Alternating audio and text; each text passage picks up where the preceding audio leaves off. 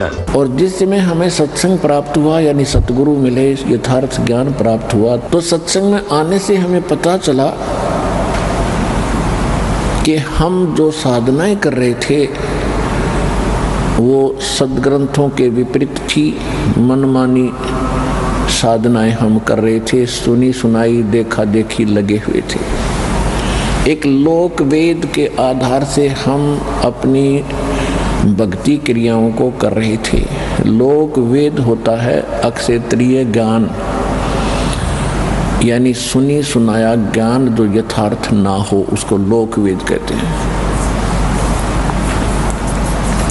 अब 600 वर्ष पहले परमात्मा इस कलयुग में स्वयं प्रकट हुए थे एक सतगुरु के रूप में। कबीर भगवान वो सारी सृष्टि के रचनहार सत्य पुरुष, अमर पुरुष, उन्होंने एक सिंपल मैन की, एक साधारण नागरिक की भी भूमिका की। परमात्मा ही हमें गाइड करते हैं, परमात्मा ही हमें हर प्रकार की यहाँ जीने की प्रक्रिया सही बताते हैं। परमात्मा ने, कबीर परमात्मा जी ने आकर के सबसे पहले हमें ये सिखाया कलयुग में कि यहाँ पर जो माया जोड़ने की, कोठी बंगले बनाने की जो आपके अंदर एक गलत प्रेरणा है, यह व्यर्थ है। इस पृथ्वी लोक पर इसकी कतई आवश्यकता नहीं है, ये महामूर्खों का कार्य है। और जब तक हमें सत्संग नहीं मिलता तो हम उसी को सबसे उत्तम मान रहे होते हैं। और जो हम यहाँ पद प्राप्त करने की चेष्टा करते हैं, कोई मंत्री, मुख्यमंत्री, प्रधानमंत्री बनने की हम चेष्टा करते हैं, तो ये भी एक अज्ञानता का प्रतीक बताया है। कौन सी अज्ञानता का? जो अध्यात्म ज्ञान के विपरीत है। हमेशा जगत और भक्त का आपस में मतभेद और विरोध इसी बात पर रहा है कि जो सत्संग भक्त होते हैं उनका विधान आध्यात्मिक तरीके से और धर्म नीति होती है, और जगत की जो आधार है वो राजनीति होती है, और जगत का व्यवहार उनका परम कर्तव्य मान बैठे होते हैं, वो उसी का निर्वाह करते हैं। तो सत्संग में आने से पता चलता है कि मनुष्य जीवन परमात्मा ने केवल भक्ति के लिए दिया है, मोक्ष प्राप्ति के लिए। इसके अतिरिक्त हम जो भी क्रियाएं कर रहे हैं, संतानों उत्पत्ति, पेट के लिए एक दूसरे की छीना झपटी, रिश्वतखोरी, मिलावट करके अपने कोठी बंगले बनाने की हम चेष्टा कर रहे हैं, तो ऐसी जिस भी पशु पक्षी की जैसी सामर्थ्य है वो भी ऐसा ही कर रहा है। अब संतान उत्पत्ति सब प्राणी करते हैं, उनकी पालन पोषण की चेष्टा और चिंता सभी को सेम है जैसी आप जी को है।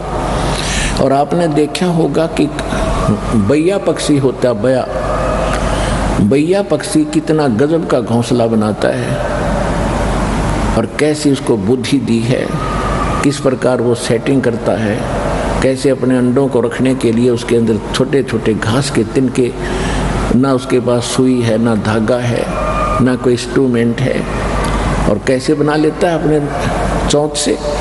तो ये इस तरह की चतुरता करते हम यदि मनुष्य जीवन को भी ऐसे ही व्यर्थ करेंगे तो ये हमारी बुद्धिमत्ता नहीं है। इसके लिए हमने परमात्मा प्राप्ति करनी है इस मनुष्य जीवन से, और परमेश्वर ने आकर के एक साधारण नागरिक का भी एक रोल किया, भूमिका की, कि सभ्य समाज और सभ्य नागरिक कैसा होना चाहिए। अपने 10 नाखूनों की मजदूरी से अपना निर्वाह करें, किसी की चोरी, लूट, खसोट, जारी ये बकवाद करके यहाँ कोठी बंगले कतई नहीं बनावे, ये पाप का मूल कारण है। यहाँ रहने के लिए हमने, परमात्मा ने बताया है कि कबीर घर तो 3.5 हाथ भाई गणात 4.25, और कहाँ चढ़ावे मैडिया तो लंबी भीत उसारे। के भोले प्राणी, कहाँ लंबी लंबी द्वारे मना करके तू प्रभु अपनी प्रभुता दिखा रहा है। ये समय मनुष्य जीवन का ऐसे बर्बाद करने का नहीं है। भक्ति करो। और मकान तो इतना ही काफी है, घर तो 3.5 हाथ गणा तो 4.25। प्रत्येक मनुष्य की अपनी अपना शरीर, प्रत्येक मनुष्य का अपना शरीर अपने 3.5 हाथ का होता है। ये जो हाथ यहाँ से लेकर कोहनी तक है, इसको एक हाथ बोला है। ये मेजरमेंट के लिए है। प्रत्येक प्राणी का 3.5 हाथ का शरीर है। तो परमात्मा कहते हैं आपने चाहे 4 कमरों की कोठी बना ली और ऊपर नीचे 8 कमरे बना लिए, एक ही कमरे में एक कोने में एक चारपाई के ऊपर आपने विश्राम करना होता है, बाकी शेष आपका व्यर्थ है। तो क्या बताते हैं भाई, घर तो 3.5 हाथ और गणा तो 4.25। ज्यादा चाहता है तो 6 इंच और बढ़ा ले, 4 इंच। कहने का भाव ये है कि मिनिमम कम से कम ये मकान आदि के ऊपर आप समय व्यर्थ कम से कम व्यतीत करो, लगाओ, और ज़्यादा समय परमात्मा की भक्ति में, परमात्मा की चर्चा सुनने में और अपने सतलोक जाने की हमेशा टेंशन बनी रहे। जो चिंताएं हमने यहाँ पाल रखी हैं ये व्यर्थ की हैं और ये स्वाभाविक हैं जब तक हम भगवान की शरण में नहीं आते। जिस समय हम परमात्मा की शरण में आ जाएंगे तो जो यहाँ की टेंशन है कुछ तो ज्ञानता मिट जाएगी और फिर भगवान की भक्ति होने से वो दुख जो प्रारब्ध का है वो अपने आप खत्म हो जाएगा। तो परमात्मा ने स्वयं आकर के एक झोंपड़ी में रहा करते थे, झोंपड़ी में, और सारी सृष्टि के रचने वाले एक शब्द से वो एक जबरदस्त महल बना सकते थे। एक वचन से दूसरा सेकंड नहीं लगना था उनको। तो ये महल तो भगवान वहाँ छोड़कर आए हैं जो सर्व सुख थे कबीर भगवान को सतलोक में। यहाँ तो हमें एक ऐसी भूमिका करके दिखाई है कि बच्चों यदि तुमने भक्ति करनी है और तुम्हारी अकल ठिकाने आ गई है कि ये गंदा लोक है, ये काल का लोक है, यहाँ रोजाना हाहाकार मची है, कोई मर रहा है, कोई खप रहा है और एक का भी सांस का भरोसा नहीं, दूसरी सेकंड में के बिजली गिर जाए, चाहे प्रधानमंत्री चाहे राष्ट्रपति हो सारी पृथ्वी का। तो क्या जीवन है यहाँ पर? ये क्या प्रभुता है आपकी? या भूल पड़गी?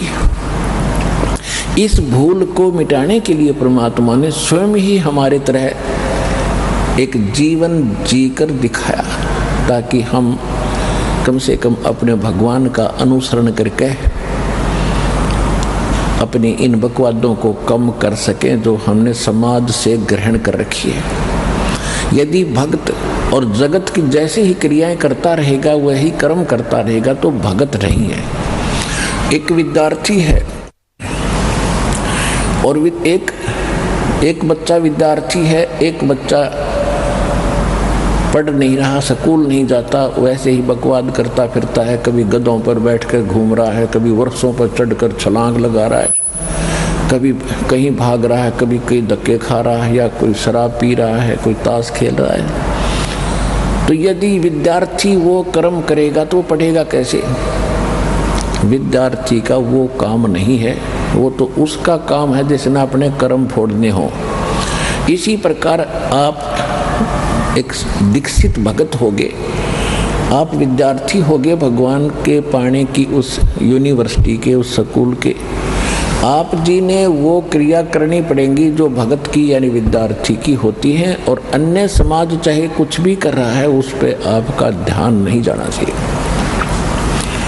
कोई कोठी बनाता है, बनाने दे, कोई डीजे बजाता है, बजाने दे, फोड़न दे करण मुसन अपने, कोई शराब पीता है, चौधरी पाक के अंडे। आपके भगवान के ज्ञान के आधार से आपको आपके और उसके भविष्य की तुलना करनी चाहिए।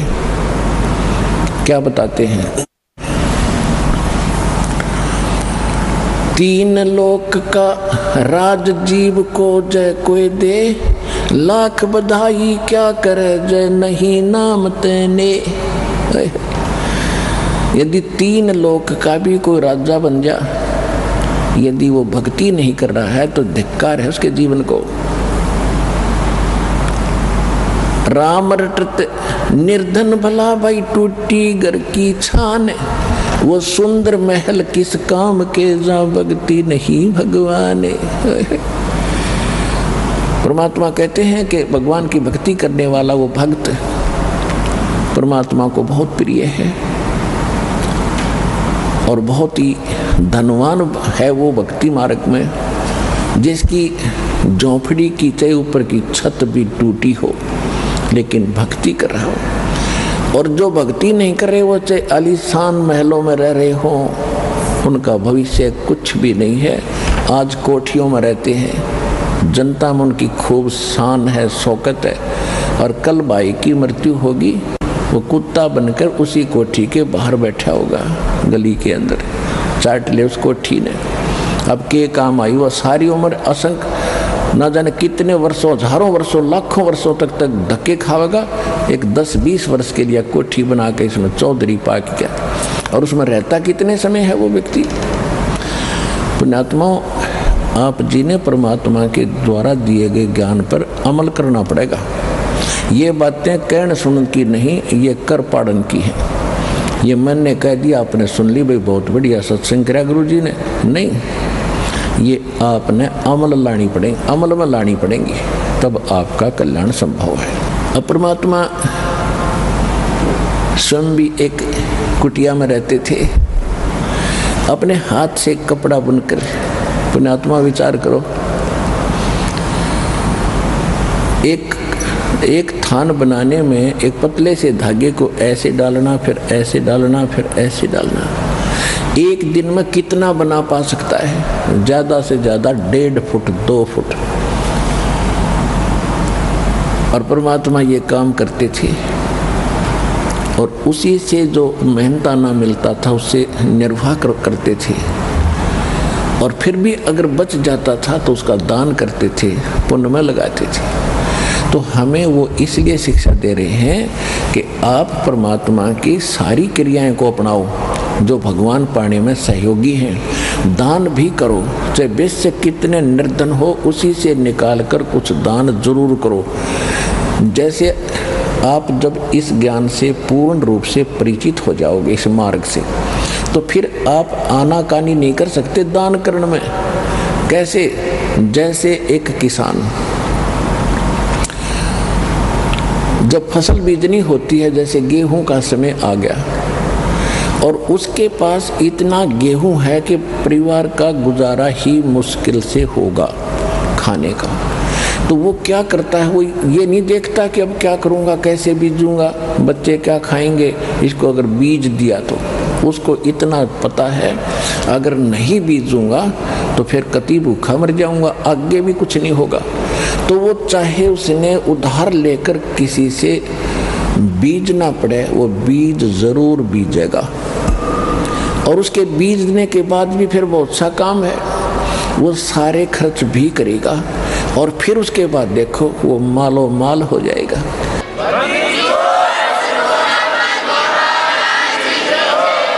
इसी प्रकार आप जी ने ये बीज धर्म का बोना पड़ेगा। अपने और वाह्यात के खर्चों को कम करके दान में ज्यादा ध्यान आपने देना पड़ेगा।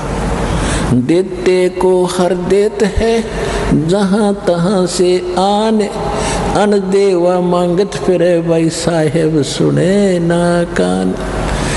अब एक तो मनुष्य कार में बैठा जा रहा है, एक मनुष्य दिए बाबा दिए बाबा दिए बाबा, और चल चल चल चल चल।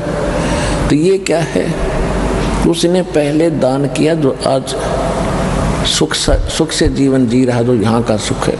अरे जिसने दान धर्म किया नहीं, मनुष्य जीवन भी मिल गया, भक्ति उसके पास नहीं, मांगता फिरता है। कहते हैं देते को हर देत है जहाँ तहाँ से आन, और ना दिया फिर मांगते फिरियो, भगवान सुने नहीं कान। तो पुण्यात्माओं, परमात्मा कबीर साहब ने स्वयं आकर के सब क्रियाएं हमें बताई है और स्वयं उनको प्रैक्टिकल करके दिखाया है कि तुम भी करके देखो जो परमात्मा कह रहे हैं। तो देखो, पहले तो दास ने आपके हृदय में यह सिद्ध किया है कि कबीर इज गॉड। जिनको नहीं शंका है, अभी थोड़े दिन नए नए आए हैं, वो उनको हो जाएगा क्योंकि तो प्रमाणित है। तो सबसे पहले तो ये सिद्ध हो गया कि कबीर भगवान है। दूसरा ये फिर आपने ऑटोमेटिकली पता है कि भगवान जो कहता है वह सत्य होती है, उसने कोई मिटाने वाला नहीं है, वो सारी सच्ची होती है। तो जो परमात्मा ने हमें किया है, करके दिखाया है या कहा है, क्या कहा है? चिड़ी चोंच भर ले गई नदी न घट्यो नीर, दान दिए धन घटे नहीं, ये कह रे साहिब कबीर।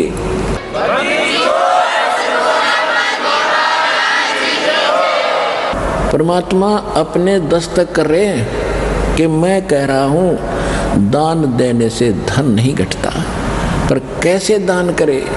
गुरु बिन माला फेरते, गुरु बिन देते दान, गुरु बिन दोनों निष्फल हैं, चाहे पूछो वेद पुराण। अब दान भी अधिकारी को दोगे तो लाभ होगा। जैसे बीज भी उपजाऊ जमीन में बोओगे तो प्रतिफल मिलेगा। यदि रेही और घटिया जमीन में आपने बीज बो दिया, कुछ भी हाथ नहीं लगेगा। तो गुरु बिन माला फेरते, गुरु बिन देते दान, गुरु बिन दोनों निष्फल हैं, से पूछो वेद पुराण। यानी पूर्ण संत के बिना पूर्ण भक्ति आप नहीं मिली, और आप भक्ति भी कर रहे हो और दान भी नकली संतों को कर रहे हो, तो उससे कोई लाभ आपको नहीं होगा। तो दान भी अधिकारी को करे, और दान देने से धन नहीं घटता, ये भगवान कह रहे हैं। उदाहरण के लिए परमात्मा ने बहुत सी प्रैक्टिकल करके दिखाए हैं। हम परमात्मा से क्या मांगते हैं? बहुत ज्यादा धन हो, कोठी हो, कोई फैक्ट्री लग जाए भगवान, और परमात्मा कहते हैं परमात्मा से ये मांगो। कबीर साहब कहते हैं, साईं इतना दीजियो जा मैं कुटुंब समावे, हम भी भूखे ना रहें, अतिथि न भूख हो जाए। परमात्मा कहते हैं मेरे से इतना मांग लो, और इसमें सब कुछ आ गया भक्तों, सब कुछ आ गया।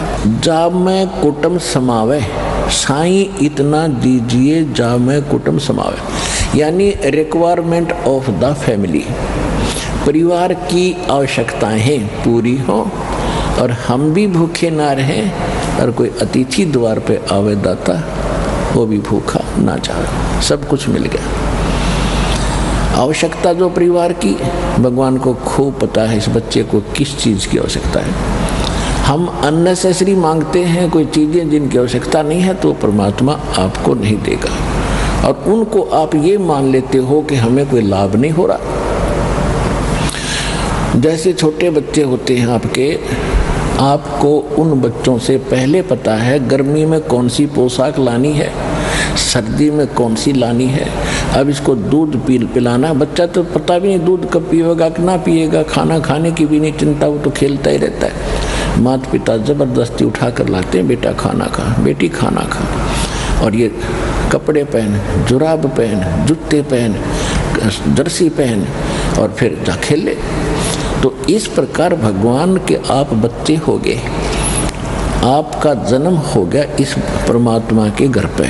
परमात्मा का घर ये सत्संग है, और जिस दिन आपने यहाँ नाम लिया है बेटा या बेटी भगवान के होगे तुम, उस दिन से आपका जन्म है, डेट ऑफ बर्थ है। उसके बाद आपकी जीवन उम्र गिनती होगी। तो कोई तो किसी का तो आज ही जन्म हुआ है, दीक्षा ली है, किसी का कल, किसी का परसों, ये नवजात बच्चे हैं, और किसी ने 6 महीने, किसी को वर्ष हो गए, किसी को 2 वर्ष, कोई 10 वर्ष के भी हो गए। तो ये सभी भगवान के बच्चे हो गए। परमात्मा ने अपने बच्चों की खुद चिंता है, इनको किस चीज की आवश्यकता है, और वो आप मांगोगे और वो अनुकूल है तो भी देगा और ना मांगोगे तो भी देगा। ये भगवान है, इसका सब पता है।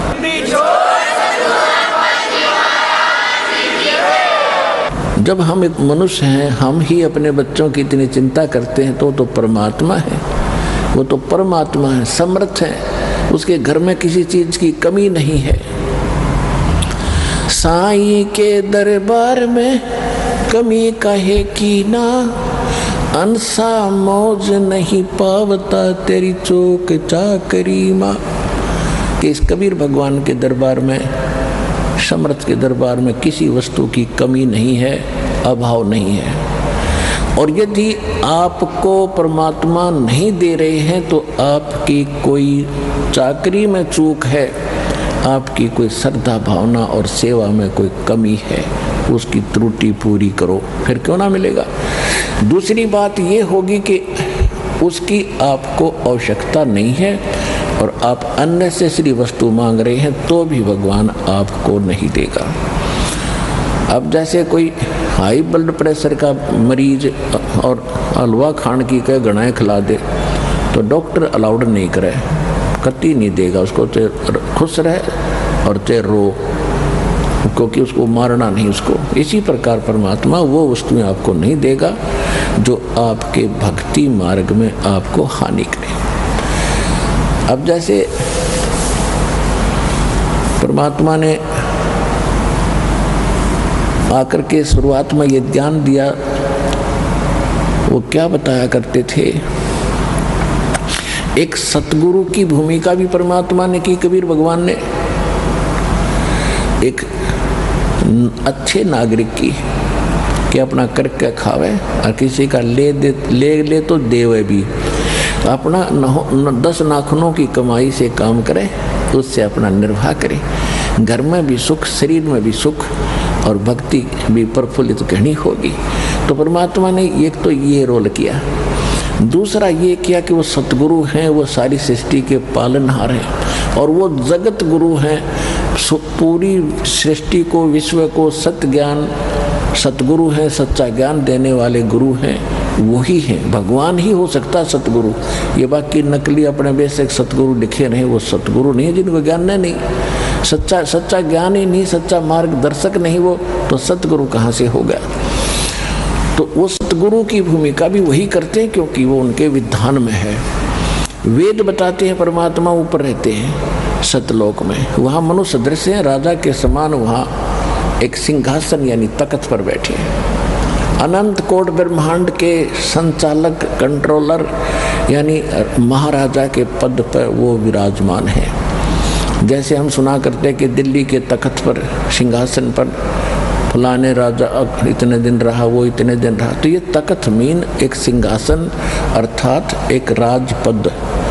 तो परमात्मा महाराज पद हैं, वो सतलोक में रहते हैं, वो सारी सृष्टि के संचालक और कंट्रोलर हैं, वो सब के मालिक हैं। वहाँ सिंहासन पर सिर पे मुकुट है मालिक का, ऊपर बहुत सुंदर सफ़ेद छत्र बना हुआ है, एक बहुत बड़े गुम्बद के अंदर, जैसे बहुत सुंदर मंदिर नहीं कह सकते, मंदिर की तो चोटी नो कर दे ऊपर से, वो ऐसे गोल गोल सी ऐसे ही होती है गुम्बद।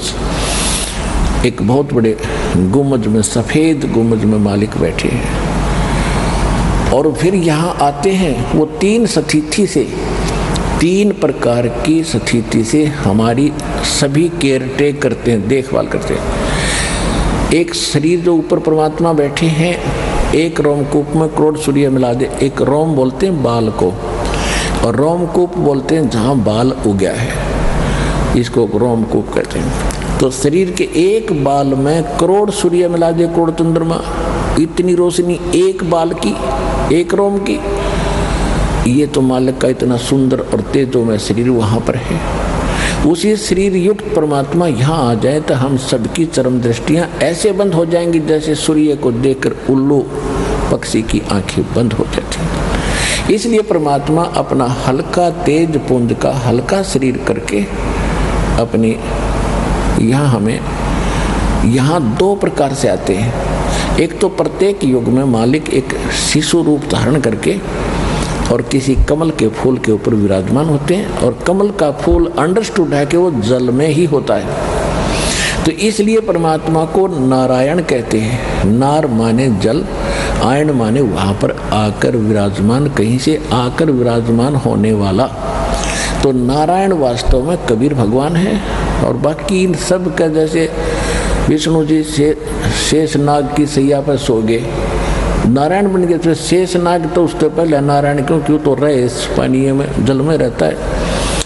तो ये नकली नारायण थे, असली नारायण वो परमात्मा है। उसके लिए ही वेदों में नारायण लिखा है कि वो एक कमल के फूल पर आके विराजमान होता है। वहाँ से निसंतान दंपत्ति उनको उठा ले जाते हैं। फिर एक जीवन, एक उस समय का जो क्रिया होती है, कर्म होते हैं, एक यानी निर्वाह के लिए वो सभी करते हैं। और साथ में वो अपना ज्ञान भी प्रचार करते हैं, अपनी जानकारी भी देते हैं। इसी पर फिर दूसरी स्थिति परमात्मा की है, वो कभी भी आकर यहाँ दो प्रकार से आते हैं, कभी भी कहीं भी अन्य रूप धारण करके